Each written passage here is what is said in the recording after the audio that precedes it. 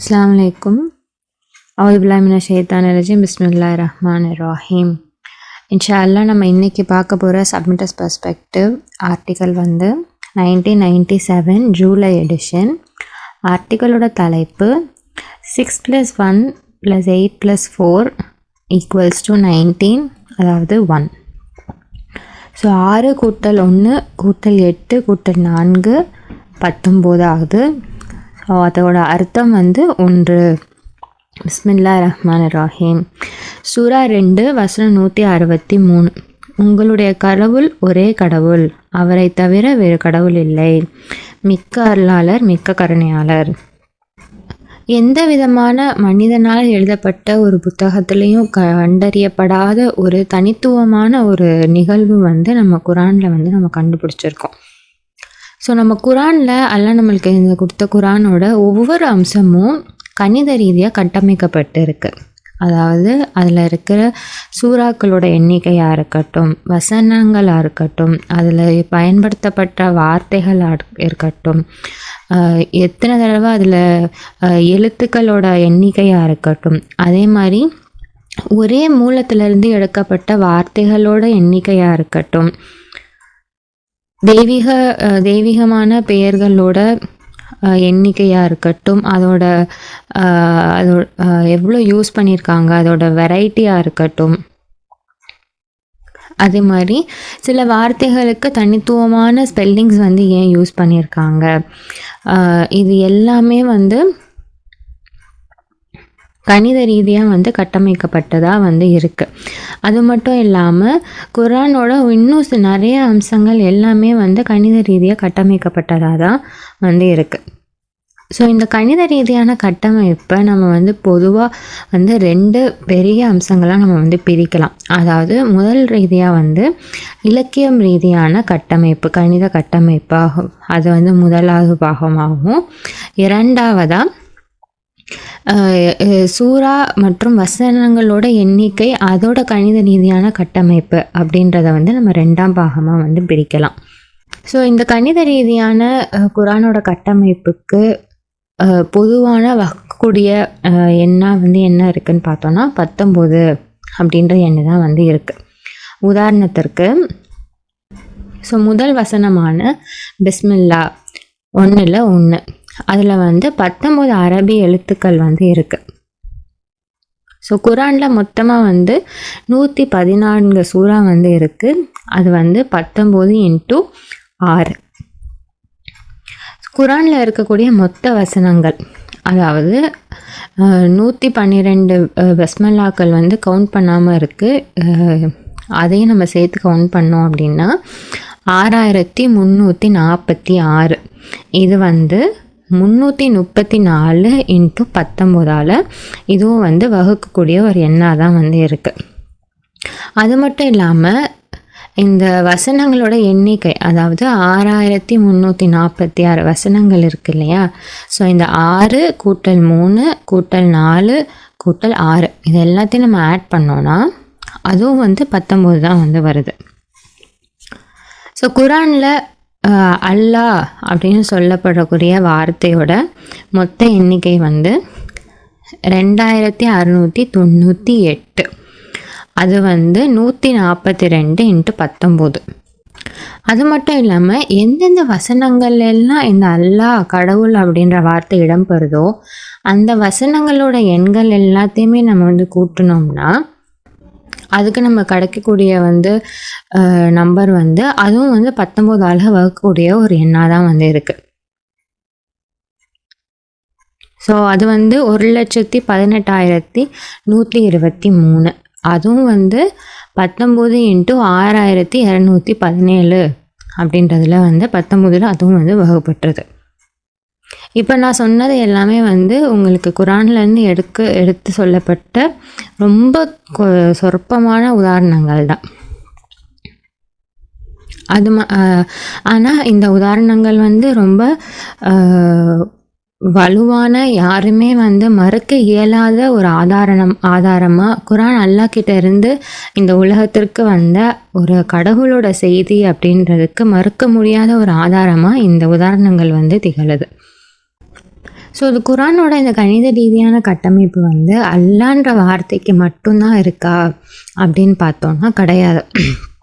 இது ரொம்ப இதோட இந்த கணித ரீதியான கட்டமைப்பு வந்து ரொம்ப பரந்து விரிஞ்சு ரொம்ப கடினமான சிக்கலான ஒரு அமைப்பில் தான் வந்து குரானோட மொத்த இந்த கணித ரீதியான கட்டமைப்பு வந்து இருக்குது.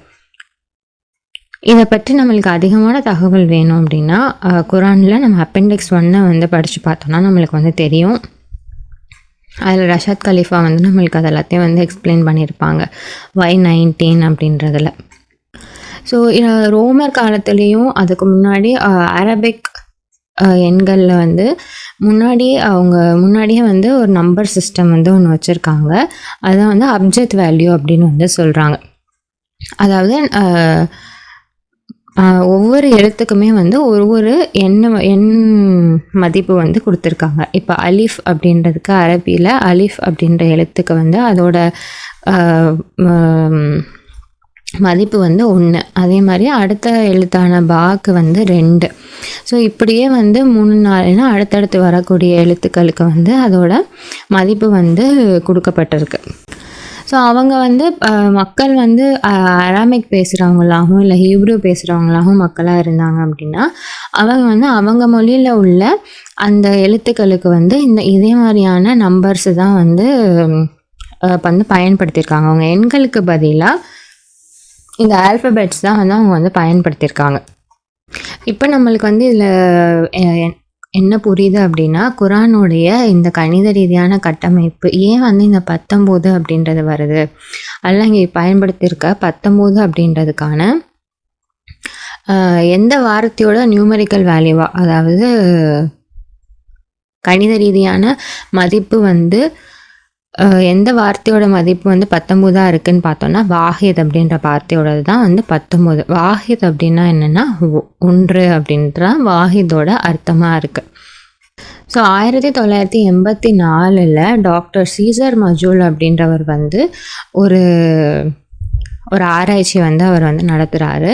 ஸோ அதில் வந்து சில பேரோட கேள்விக்கு 19 பற்றின சில பேரோட கேள்விக்கு அவர் வந்து பதில் அளிச்சிருக்காரு.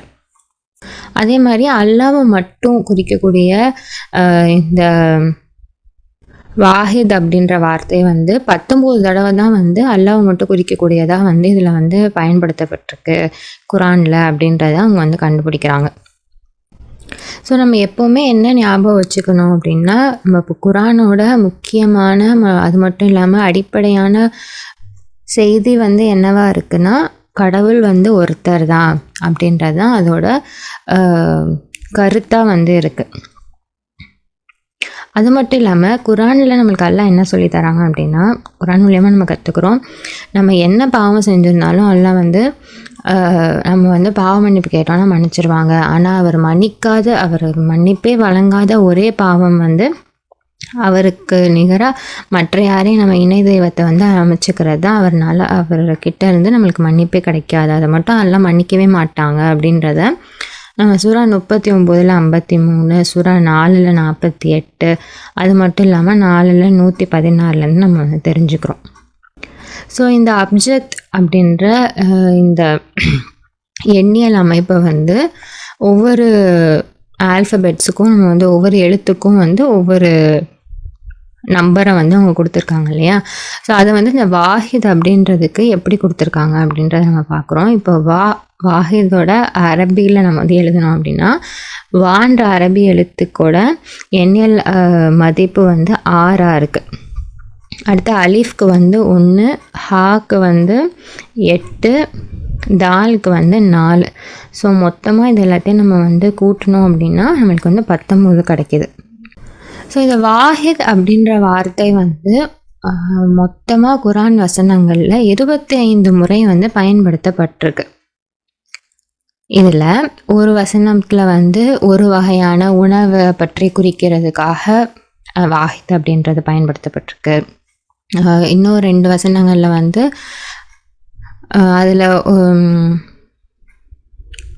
சில நபர்களை குறிக்கிறதுக்காக வந்து பயன்படுத்தப்பட்டிருக்கு. ஒரு வசனத்தில் வந்து ஒரு கதவை குறிக்கிறதுக்காக பயன்படுத்தப்பட்டிருக்கு.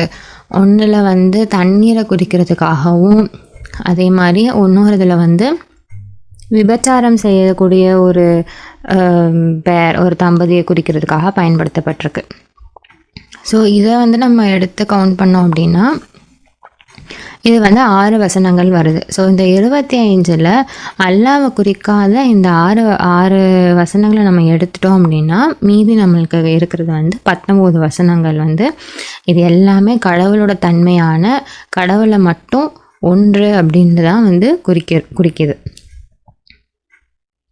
ஸோ இது எந்தெந்த சூறாவில் வருது அப்படின்றத வந்து ஒரு டேபிள் ஒன்று போட்டு நம்மளுக்கு வந்து அதை எடுத்து காமிச்சிருக்காங்க. நான் அதையும் வந்து அடுத்து இப்போ தொடர்ந்து நான் வந்து இதை படிக்கிறேன்.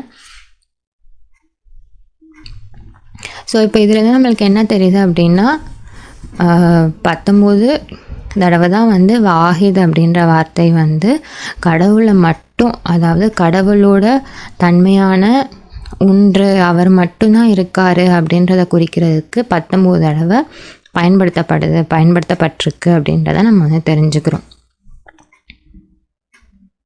அது மட்டும் இல்லாமல் அந்த வார்த்தையோட அப்ஜெக்ட் மதிப்புமே வந்து 19 தான் இருக்குது. அது குரானில் 19 தடவை தான் வருது. 19 அப்படின்னா வந்து ஒன்று நம்ம ஒரே கடவுளை தான் குறிக்கிது. அதாவது குரானோட அடிப்படையான செய்தி வந்து இதுதான், ஒன்று அல்லாஹ் ஒருத்தர் தான் அப்படின்றத தான் இது வந்து குறிக்கிறது அப்படின்றத நம்ம இதில் வந்து தெரிஞ்சுக்கிறோம். ஸோ இந்த உண்மையை நம்ம வந்து மற்றவங்களோட ஆராய்ச்சியிலேருந்து நம்ம வந்து தெரிஞ்சுக்கிறோம். அது மட்டும் இல்லாமல் ரஷாத் கலீஃபா இது ரொம்ப அழகாக நம்மளுக்கு வந்து விளக்கி இதில் வந்து எடுத்து கொடுத்துருக்காங்க. ஸோ இது எதுவுமே வந்து ஒரு ஆக்சிடெண்ட்டாவோ இல்லை வந்து தற்செயலாவோ நடந்த ஒரு விஷயம் கிடையாது. அல்லாஹ் இதை எப்படி தான் நம்மளுக்கு வந்து இதை வந்து செய்தியாக வந்து எடுத்துகிட்டு வந்து கொடுக்கணும் அப்படின்றது இது வந்து அந்த விதத்தில் கட்டமைக்கப்பட்டிருக்கு. இது வந்து ஒரு யாருமே இதை வந்து படிச்சுட்டு சும்மா வந்து இது 19 டைம்ஸ் வர்றது வந்து செயலான ஒரு விஷயம் அப்படின்னு வந்து யாருமே இதை வந்து சொல்லிடவே வந்து முடியாது. இது மட்டும் இல்லாமல் வாஹிதான் அப்படின்ற வார்த்தை கூட நம்ம வந்து குரானில் வந்து நம்ம வந்து பயன்படுத்தப்படுறத வந்து பார்ப்போம். அதுவும் வந்து ஒன்று அப்படின்றதுக்கான அர்த்தத்தை குறிக்கிறது தான். ஸோ அப்படி வந்து இது வந்து 5 தடவை வந்து பயன்படுத்தப்பட்டிருக்கு. சூரா 25 வசனம் 14 பார்த்தோம் அப்படின்னா ஒருத்தரோட அழிவை குறிக்கிறதுக்காக வந்து இந்த வாஹிதான் அப்படின்ற வார்த்தை வந்து பயன்படுத்தப்பட்டிருக்கு. அதே மாதிரி சூரா 38 வசனம் 5 வந்து நிறையா கடவுளை வந்து எல்லாத்தையும் எல்லாருமே வந்து ஒன்று தான் அப்படின்னு ஆக்கக்கூடிய சில நபர்களை குறிக்கிறதுக்காக இது வந்து பயன்படுத்தப்பட்டிருக்கு.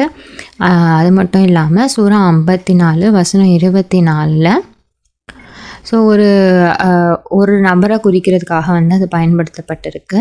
அதே மாதிரி சூரா 2 வசனம் 113லையும் சூரா 9 வசனம் 31லையும் வந்து ஸோ ஒரே கடவுளை வணங்குறது அப்படின்ற சொல்கிறதுல வந்து பயன்படுத்தப்பட்டிருக்கு.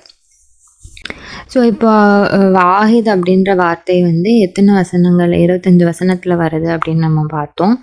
அது வந்து எங்கெங்கே வருது, எந்தெந்த வசனத்தில் வருது, எங்கெங்கே அல்லாவை மட்டும் அது குறிக்குது அப்படின்றதுக்கான ஒரு டேபிள் வந்து கொடுத்துருக்காங்க. அதை வந்து நம்ம பார்க்கலாம் இப்போது. ஸோ முதலாவதாக வாஹித் அப்படின்ற வார்த்தை வந்து குரானில் எங்கே வந்து பயன்படுத்தப்பட்டிருக்கு அப்படின்னா சூரா 2 வசனம் 61 வருது. அங்கே வந்து ஒரு வகையான உணவை வந்து குறிக்கிறதுக்காக பயன்படுத்தப்பட்டிருக்கு. ஸோ இதை வந்து நம்ம கணக்கில் எடுத்துக்கல.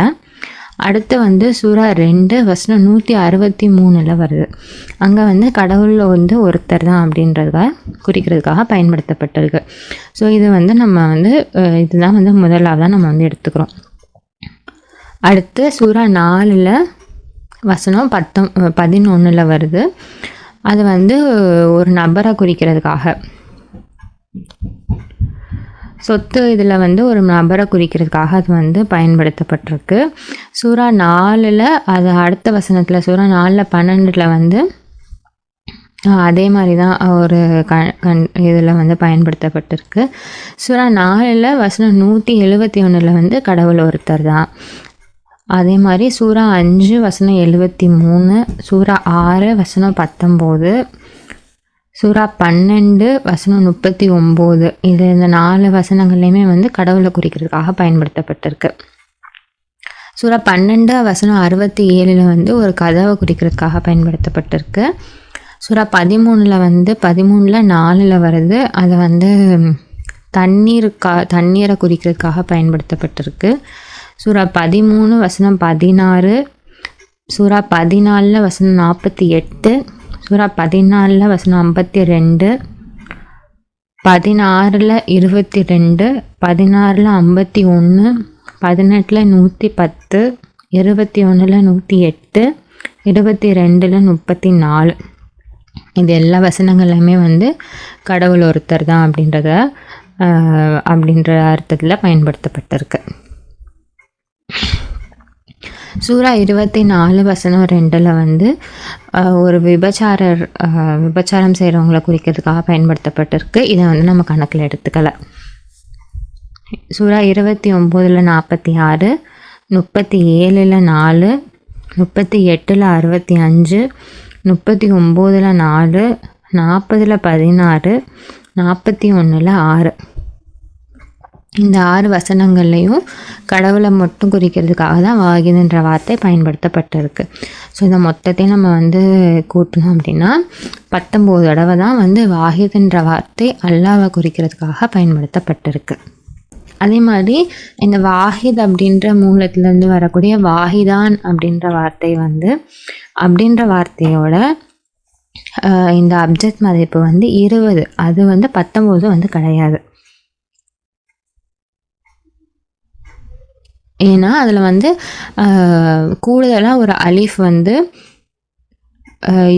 அதில் வந்து பயன்படுத்தப்பட்டிருக்கு. அந்த வார்த்தையோட முடிவில் வந்து கூடுதலாக ஒரு அலீஃப் இருக்கிறனால எக்ஸ்ட்ரா வார்த்தைகள் ஆட் பண்ணும்போது அதோட மதிப்பை நம்ம வந்து எழுதுகிறோம். அப்போ வந்து அது 19லேருந்து 20 ஆயிடுது. அலீஃபுக்கு வந்து 1 தானே அதோட மதிப்பு. ஸோ அதனால் 19லேருந்து அது 20 ஆயிடுது. ஸோ இந்த 25 வாஹித் அப்படின்ற வார்த்தை இடம்பெறக்கூடிய 25 இடங்களில் வந்து இந்த வாஹிதான நம்ம வந்து சேர்க்கலை. ஏன்னா அது வந்து ஒரு தனி வார்த்தை ஆயிடுது. அதோட மதிப்பு வந்து 19 கிடையாது, அது வந்து 20. பிஸ்மில்லாஹிர் ரஹ்மானிர் ரஹீம். சூரா 74. கடவுளின் பெயரால் மிக்க அருளாளர் மிக்க கருணையாளர். மறைக்கப்பட்ட ரகசியமே, வெளியில் வந்து எச்சரிக்கை செய்வாயாக. உன்னுடைய இரட்சகரை மேன்மைப்படுத்துவாயாக. உன்னுடைய ஆடையை தூய்மைப்படுத்துவாயாக. தவறானவற்றை கைவிட்டு விடுவாயாக. உன்னிடம் உள்ளதை கொண்டு திருப்தி அடைவாயாக. உறுதிப்பாட்டுடன் உன்னுடைய இரட்சகரை நினைவு கூர்வாயாக. பின்னர் கொம்பு ஊதப்படும் பொழுது அது ஒரு சிரமமான நாளாக இருக்கும். நம்ப மறுப்பவர்களுக்கு எளிதானதல்ல. தனி நபராக நான் படைத்த ஒருவன் மீது நான் நடவடிக்கை எடுத்துக்கொள்கின்றேன். ஏராளமான பணத்தை அவனுக்கு நான் வழங்கினேன். காண்பதற்கு பிள்ளைகளையும் ஒவ்வொன்றையும் அவனுக்கு நான் இலகுவாக்கினேன். இருப்பினும் அதிகம் பெறுவதற்கு அவன் பேராசைப்படுகின்றான். இந்த சான்றுகளை ஏற்றுக்கொள்ள அவன் பிடிவாதமாக மறுத்தான்.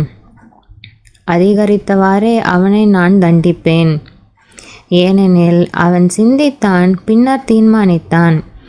அவன் தீர்மானித்தது மிகவும் துன்பகரமானது. அவன் தீர்மானித்தது உண்மையிலேயே மிகவும் துன்பகரமானது. அவன் நோக்கினான், அவன் முகம் சுளித்தான், மேலும் முணங்கினான். பின்னர் அவன் ஆணவத்துடன் திரும்பி சென்றான். அவன் கூறினான், இது திறமையான மாயாஜாலமே அன்று வேறில்லை. இது மனிதனால் செய்யப்பட்டது. நான் அவனை தண்டனைக்கு உள்ளாக்குவேன். எத்தகைய தண்டனை! முழுமையானது, மேலும் விசாலமானது, மக்கள் அனைவருக்கும் கண்கூடானது. அதன் மீது 19 உள்ளது, மாபெரும் அற்புதங்களில் ஒன்று. அல்ஹம்துலில்லாஹ். இந்த ஆர்டிக்கிளோட ஆத்தர் பேர் வந்து டாக்டர் சீசர் மஜூல். அவங்க இந்த ஆர்டிக்கிளுக்கு ரெஃபரன்ஸாக வந்து முகமது ஃபாத், அப்துல் பாக்கி, அது மட்டும் இல்லாமல் ஹானா கசீஸ் அப்படி 2 பேர் எழுதின தொகுப்புலேருந்து எடுத்து அவங்க நம்மளுக்கு இந்த ஆர்டிக்கிள் வந்து கொடுத்துருக்காங்க. ஸோ 19 பற்றி நம்மளுக்கு எல்லாருக்குமே ஆல்ரெடி தெரிஞ்சிருந்தாலும் அதை பற்றின நினைவூட்டல் வந்து நம்மளோட வாழ்க்கையோட குறிக்கோளை என்ன அப்படின்றத நம்மளுக்கு திரும்ப நினைவூட்டுறதுக்கும் அது மட்டும் இல்லாமல் நம்ம வாழ்க்கையில் எது முக்கியம், நம்மளோட வாழ்க்கையோட முன்னுரிமை நம்ம வந்து எதுக்கு கொடுக்கணும் அப்படின்றத நம்ம வந்து சரி பார்த்துக்கிறதுக்கும், நம்மளோட நம்பிக்கையை இன்னும் பலப்படுத்துகிறதுக்கும் இந்த நினைவூட்டல் ரொம்ப உதவியாக இருக்கும்னு நினைக்கிறேன். இன்ஷா அல்லாஹ். அஸ்ஸலாமு அலைக்கும்.